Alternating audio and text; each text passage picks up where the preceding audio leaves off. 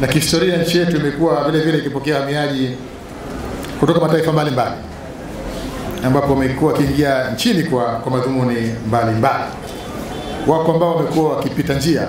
Kwa mfano mtakumbuka miaka nyuma na siku si mbali sana tulikuwa tunashuhudia raia wanatokea Ethiopia wakija kwa wingi hapa wakikatisha mpaka wa nchi yetu kuelekea nchi za kusini mwa Afrika.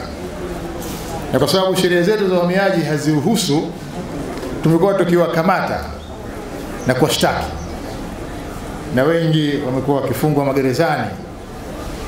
Nataka nichukue fursa hii kupongeza uongozi wa idara ya uhamiaji, kwani sasa hivi nikikaa hata nikiangalia television huwa sioni sana kwenye habari. Kipindi cha nyuma walikuwa ukiangalia taarifa habari haifiki siku moja siku mbili unasikia leo kuna wahamiaji wa Ethiopia sijui 50 wamekamatwa kwenye malori, wengine wamekamatwa wapi.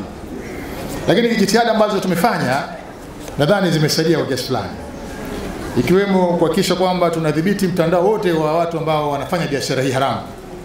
Maana watu hao wasingepita kama wangelikuwa hawana wenyeji humu ndani. Lakini hata yale mashirikiano na mahusiano yaliyopo kati yetu na nchi jirani, hususan nchi ya Kenya, ambayo unapotoka Ethiopia kuja Tanzania lazima upite Kenya.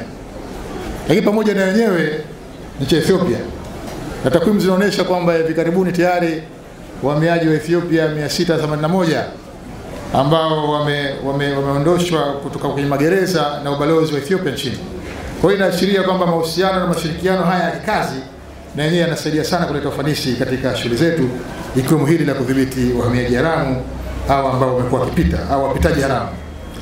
Najua tulikuwa na changamoto ya wahamiaji haramu katika maeneo ya mipakani, hasa kwa mfano ukiangalia mkoa wa Kigoma ambao kuna changamoto ya usalama kutokana na kipindi cha nyuma kutokea hali ya kutokutulia kwa usalama katika nchi za jirani zetu. Kwa hiyo tukagundua kwamba kuna watu wengi walikuwa wanakimbia, wengine walikuwa wakikimbia kama wakimbizi ambao tumekuwa tukiwapokea, na mpaka sasa hivi tunao kwenye kambi zetu kule Kigoma. Lakini wapo ambao walikuwa wanatumia fursa ya kuchafuka kwa amani katika nchi za jirani na kuingia na kusababisha uhalifu katika nchi yetu, kuingiza silaha, jambo ambalo vyombo vya usalama hususan jeshi la polisi wamefanya kazi kubwa sana na nzuri kudhibiti. Lakini nimeshuhudia vile vile changamoto zilizotokea katika mipaka ya kusini mwa nchi yetu ambapo hali sasa katika nchi yetu imetulia. Lakini endelee kutoa wito kwa wananchi kwamba kuendelea kutii sheria za nchi, hasa pale wanapovuka katika sehemu moja kwenda sehemu nyingine, kwani swala la uhamiaji si tu kwa wale ambao wanahamia haramu kutoka nchi yetu. Hata kama kuna Watanzania ambao wanataka kwenda katika nchi nyingine, tungeomba sana wafuate sheria za nchi na kuepuka kuwa wahamiaji haramu na hivyo kujiepusha kupata matatizo. Lakini kuna wahamiaji wengine ambao wanakuja katika nchi yetu kwa njia halali kama vile watalii. Tunashukuru sana kuweza kupokea watalii wengi zaidi kadri ya siku zinavyokwenda mbele. Jitihada ambazo serikali ya 5 imekuwa ikifanya kuimarisha sekta ya utalii ndio hizi ambazo zinachangia ongezeko hili la watalii. Endelee kutoa wito kwa idara yetu ya uhamiaji kutoa ushirikiano na huduma nzuri sana kwa watalii ambao wanakuja nchini, ili watalii hawa waweze kuwa mabalozi wazuri kwa nchi yetu wanaporudi makwao. Lakini kuna wawekezaji wengi na vile vile wahamiaji aina wawekezaji ambao tunaendelea kuwakaribisha sana katika nchi hii. Kama mnavyojua kwamba nchi yetu sasa hivi tunaelekea, kama hatujafika, nadhani tuko ukingoni kukaribia kwenye uchumi wa kati, kutokana na jitihada kubwa na malengo ya Mheshimiwa Rais wetu Dr. John Pombe Magufuli ya kuhakikisha kwamba nchi yetu inaelekea kwenye uchumi wa kati, hasa kwa kushiriki katika uchumi wa viwanda. Swala hili ili liweze kufanikiwa linahitaji vile vile mchango wa wawekezaji katika nchi hii. Kwa hiyo nataka nitumie fursa hii vile vile kuendelea kuwasisitiza idara ya uhamiaji kuhakikisha kwamba wanafanya kazi zao, wanatoa huduma nzuri kwa wawekezaji katika kuhudumia ili waweze kufanya shughuli zao kwa haraka. Idara ya uhamiaji isiyo kikwazo kwa wawekezaji ambao wanataka kuja kuwekeza katika nchi yetu na kuchangia uchumi wa nchi hii. Lakini wataalamu, wanafunzi na wengine wengi ni aina tu ya sehemu ya uhamiaji ambao wanafuata sheria, na sisi tunawakaribisha sana katika nchi yetu, nchi yenye neema na nchi ambayo uchumi wake sasa hivi unakuwa kwa kasi. Lakini sura pili ya wahamiaji wasio rasmi ni wale ambao kama nilivyozungumza wasiofuata taratibu za nchi, ama wakati wanaingia nchini wanakiuka taratibu hizo baada ya kuruhusiwa kuishi nchini. Hawa wanaitwa wahamiaji haramu ama wengine ni walowezi. Kundi hili la wahamiaji haramu lisiposimamiwa vizuri linaweza kuhatarisha usalama na ulinzi wa nchi yetu kwa kuhusisha kwake na vitendo vya kihalifu kama ujambazi, unyang'anyi, uuzaji, usafirishaji wa dawa za kulevya, ugaidi, ukahaba, kupunguza nafasi za ajira na mmomonyoko wa maadili kwa jamii. Nimetoa mifano michache, lakini mifano iko mingi. Na katika kulitambua hili sisi tulipokuwa tumeingia madarakani katika takriban miaka 4 iliyopita, tulifanya kazi kubwa sana ya kushughulika na hawa wahamiaji haramu ambao madhara yake katika jamii ilikuwa kubwa. Sasa hivi tunashuhudia kwamba angalau swala hili kwa kiasi kubwa tumeweza kulidhibiti. Hata hivyo niendelee kutoa changamoto kwa jeshi letu la wahamiaji kuhakikisha kwamba wanaendelea kufanya msako na ukaguzi wa mara kwa mara ili kudhibiti watu ambao wamekuwa wakikaa katika nchi yetu kinyume na sheria na hatimaye kusababisha madhara kwa wananchi wa nchi hii, iwe madhara ya kiuchumi, madhara ya kiusalama, madhara ya kijamii na madhara ya aina yote. Lakini nitaka nisisitize tu vile vile kuhusiana na Watanzania. Maana nimeona hapa kuna Tanzania na wanakuja kupata huduma mbalimbali. Najua kuna wengine wanakuja kuchukua pasipoti. Na naomba tu niwasisitize Watanzania waliopo nchini na ambao wapo nje ya nchi wajiepushe kuwa wahamiaji haramu. Tanzania sasa ina fursa nyingi sana. Hapa Tanzania kujipanga kwa fursa zilizopo unatoka tu. Na kama ambavyo nimesema, uchumi wetu unaelekea kwenye uchumi wa kati. Kwa hiyo sidhani kama tutafurahia sisi kuona Watanzania wenzetu wanapata shida wanapokuwa nje ya nchi. Tungeomba watumie uhuru wao wa katiba wa kuenda wanapotaka kwa kufuata sheria na taratibu. Lakini pale ambapo wanaona kwamba mambo hayaendi vizuri, basi waendelee kushirikiana na sisi hapa nyumbani kusukuma gurudumu la taifa letu. Ndugu wananchi na washiriki wote, kauli mbiu ya siku hii ya wahamiaji kwa mwaka huu ni social cohesion, recognizing migration is a benefit that works for all. Yani mshikamano wa jamii, kutambua uhamiaji ni kwa manufaa ya wote. Kauli mbiu hii inatoa wito kwa mamlaka zinazohusika na usimamizi wa uhamiaji kutambua na kuimarisha umoja na mshikamano katika kushughulikia masuala ya uhamiaji kama kulinda haki zao pamoja na kuwapa ulinzi wanapopita ama kufika katika nchi husika. Ndugu wananchi, katika kutambua umuhimu wa mchango wa uhamiaji, serikali ya Jamhuri ya Muungano wa Tanzania kupitia idara ya uhamiaji imeboresha mfumo wa utoaji wa huduma za uhamiaji kwa kuanzisha uhamiaji mtandao. Katika mambo ambayo tunajivunia serikali ya 5 ni kuanzisha utaratibu huu wa uhamiaji mtandao. Mfumo huu ambao unahusisha utoaji wa pasipoti za kielektroniki kwa raia pamoja na visa, vibali vya kazi kwa raia wa kigeni wanaoingia nchini kwa madhumuni mbalimbali, ambalo lengo lilikuwa ni kuharakisha na kurahisisha upatikanaji wa huduma hizo kwa raia wa Tanzania. Na mpaka sasa hivi tumeshaona faida zake nyingi. Kwa mfano, katika eneo la makusanyo ya maduhuli, sasa hivi tumeweza kuongeza makusanyo kwa zaidi ya shilingi bilioni 6 kwa mwezi. Tulikuwa tunakusanya nadhani wastani wa bilioni 14, sasa hivi tunaelekea kwenye bilioni 20 mpaka 21. Kwa mtaona kwamba serikali yenu inapofanya mambo haya ni kwa faida yenu wananchi. Hizi bilioni zinazoingia kwa mwezi zinakwenda katika kuimarisha huduma za jamii ambazo wananchi wanatumia, ikiwemo maji, afya, miundombinu ya barabara na kadhalika. Na hiyo ni mfano mmoja, lakini kwa kweli serikali hii imefanya kazi kubwa sana katika kuimarisha makusanyo, kubana matumizi, kupambana na ufisadi. Na ndio maana sasa hivi mnaona kuna miradi mingi sana ya maendeleo ambayo hatujawahi kuota hata siku moja, kama ingeweza sio tu kufanyika kwa kipindi kifupi cha miaka 4, lakini kufanyika katika taifa ambalo tulikuwa tunaliita taifa maskini kama Tanzania, kitu ambacho sisi serikali hatukubaliani kwamba nchi yetu ni maskini. Nchi hii inatakiwa jipange tu vizuri na imejipanga vizuri, na ndio maana sasa hivi mnaona kwamba tunanyanyuka kwa kasi ya ajabu sana.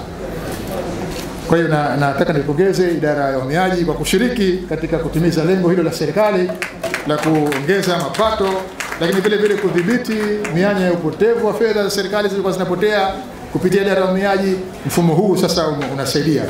Mfumo huu unasaidia vile vile kuimarisha usalama katika nchi yetu, unasaidia vile vile kuokoa muda. Lakini hoja nyingine ni kwamba tunatarajia kuondokana na matumizi ya pasipoti za kawaida mwishoni mwa mwaka huu. Sasa bahati mbaya kuna watu wengine ambao wanakosea kufahamu uzuri ujumbe. Wanadhani kwamba baada ya mwisho wa mwaka huu huwezi ukabadilisha pasipoti. Hoja iliyopo ni kwamba baada ya mwaka huu huwezi kutumia pasipoti za zamani. Si ndio CGI? Sio huwezi kubadilisha. Kama wewe usafiri kabla mwaka huu, unaweza hata ukaja Januari, Februari, siku yote ambayo unataka kusafiri, ukaja hapa na ukapewa huduma. Sasa jambo hili limesababisha watu kutokuelewa. Ndio maana hii deadline na deadline ya usajili wa simu, kwa sababu NIDA na ili uje kupata pasipoti unahitajika uwe na ID ya NIDA, si ndio? Kwa maeneo haya mawili katika kipindi hiki cha kuelekea mwisho wa mwaka yamekuwa yana changamoto. Sasa hizo hoja ni hoja za msingi, lakini sitarajii kwamba hoja hizo zitakapokuwa zimeisha tuone sasa mtu uhamiaji hapa unakuja unakuta foleni na msongamano wa watu usiokuwa na sababu. Kwa hiyo maelekezo yangu kwa idara ya uhamiaji, na bahati nzuri tulizungumza na CGI kule juu, na maana mimi sitaki nitoe maelekezo ambayo hayaji kutekelezeka ama hayana ushauri wa kitaalamu, ni kwamba inawezekana kabisa, na ndio dhamira ya kuanzisha mfumo huu wa uhamiaji mtandao kwa muda wa watu. Kwa sababu badala ya kuja pengine utakaa kwenye kompyuta yako unafanya application, si ndio? Labda hapo unakuja kuweka fingerprint, si ndio? Kila kitu kinakuwa process vizuri, taarifa zote za mahitaji yako imeandikwa, unatakiwa uwe na 1, 2, 3, 4, 5.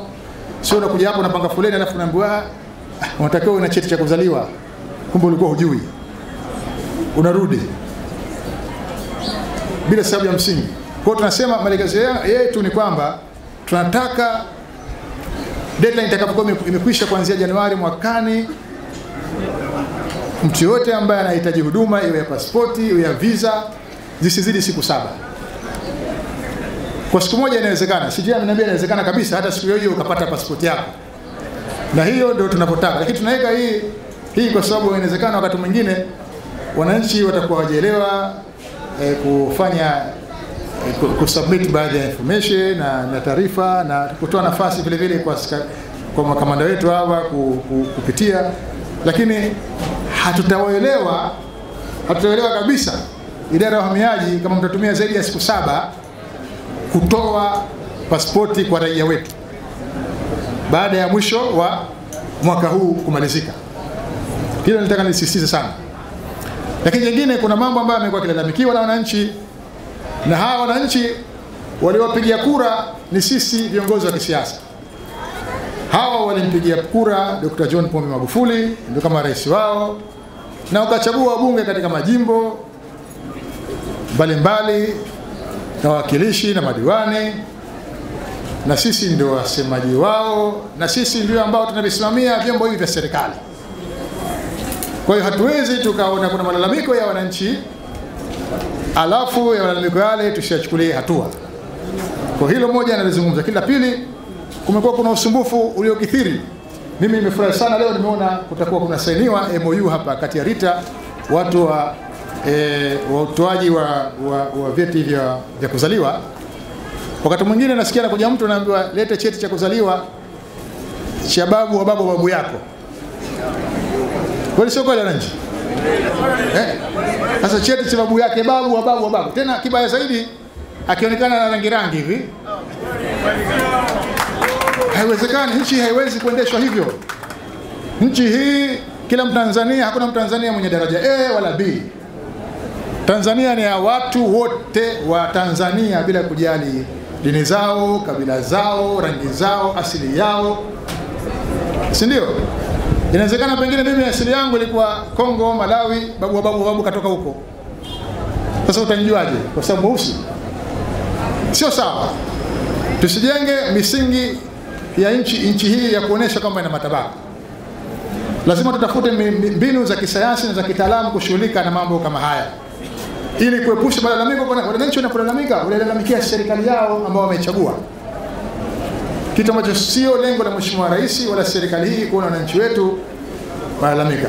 Lazima tutafute taratibu kati ya RITA wa kuverify hivyo vyeti na mambo mengine na dokumenti nyingine ambazo zinahitajika. Sisemi kwamba sheria zisifuate, na hili wananchi mjue kwamba linafanyika, sio kwamba sasa hivi kwa sababu tunaingia katika mfumo ambao tunataka tuweke kila kitu sawa. Kwa ni muhimu kwa idara ya uhamiaji kujiridhisha juu ya uraia wa kila mtu. Maana kuna wengine ambao kipindi cha nyuma walipata pasipoti kimakosa hali ya kuwa si raia. Kwa lazima idara ya uhamiaji tunapoingia katika mfumo mpya wajiridhishe. Kwa tuseme kwamba sheria zisifuatwe, lakini nataka kuzungumza kwamba lazima jeshi letu litafute namna bora ya kuweza kushughulika ya kitaalamu zaidi na haya mambo ambayo yanaendelea sasa hivi, ili kuepusha malalamiko kwa raia wetu. Lakini imani yangu vile vile katika eneo hili la vibali hivi sio wanasema class A, class B, class C na kadhalika. Hii shida iliyopo sasa hivi, mimi nataka niwahakikishie wawekezaji, hasa wawekezaji na wageni ambao wanakuja nchini kwa shughuli mbalimbali wanaomba vibali, kwamba tuliona kwamba ni changamoto kwamba mtu anatoka na kwenda sasa Wizara ya Kazi, anaomba kibali cha kazi, anamaliza anakuja sasa kwenye uhamiaji, anakaa tena sijui muda gani aombe kibali cha kazi. Huyo mtu sitakwenda kuwekeza kwingine. Na ndio maana Mheshimiwa Rais mara zote amekuwa akizungumza kwamba anataka kushughulika na amewasikiliza wawekezaji mbalimbali juu ya changamoto zao, na maelekezo ambayo tumepewa na sasa hivi hapo katika hatua mwisho kuunganisha mifumo hii miwili kati ya mfumo wa vibali vya kazi na mfumo wa vibali vya ukaazi, ili muda sio mrefu kutoka sasa hivi vitakuwa vinatolewa kwa pamoja, na hii itasaidia kuondosha sasa huu mlolongo uliokuwa hauna sababu. Kwa hiyo ni miongoni tu mwa mambo ambayo yanafanywa kazi na serikali yenu, na lazima mjue kwamba serikali hii inawajali sana wananchi, na haya mambo yatakapokuwa yamekamilika basi yatasaidia sana kuboresha mifumo yetu na mambo yaweze kwenda kwa ufanisi zaidi.